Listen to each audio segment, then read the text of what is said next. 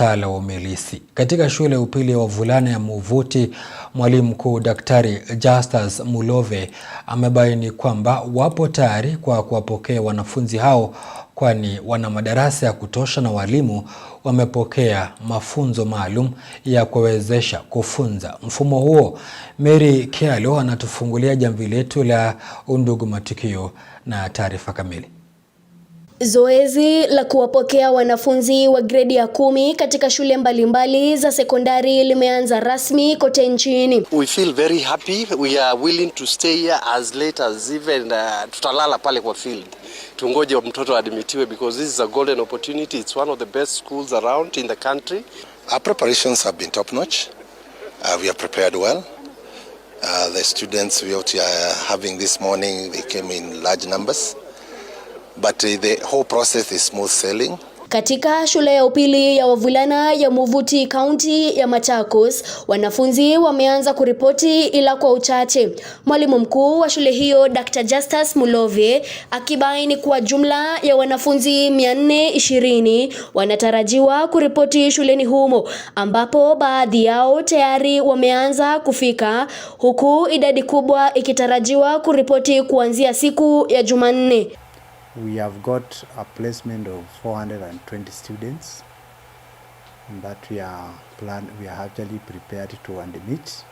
Some have already been admitted today, and we are expecting more in the course of this week. Na huku swala la wanafunzi kuwasilisha ombi la kubadilisha shule likiendelea kuwa kizungumkuti, Dr. Mulove anasema katika shule hiyo walipata barua za wanafunzi kupata uhamisho, akisema kuwa swala hili limekuwa na changamoto nyingi, kwani baadhi ya wanafunzi wanaripoti shuleni kabla ya ombi lao kukubalika na kulazimika kurejea nyumbani.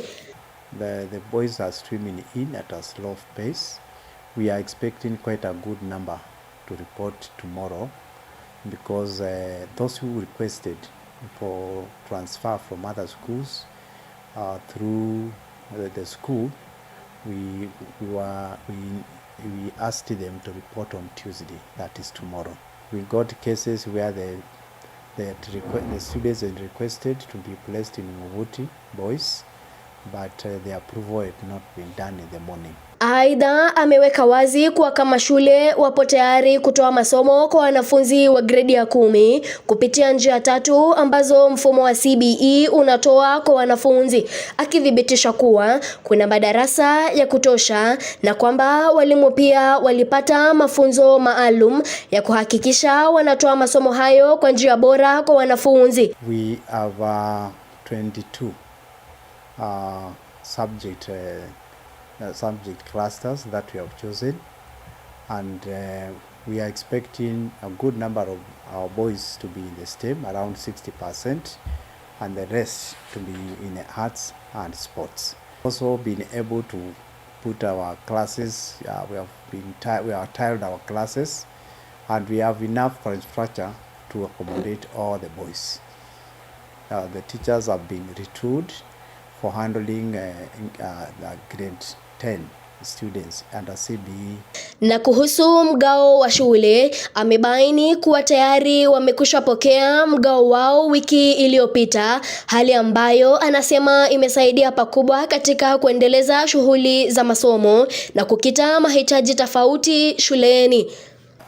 We received capitation last week, and that money came in need, and it has helped us to prepare for both the 844 students in the school and those who are coming to join under CBE. Mary Kyalo, Undugu TV.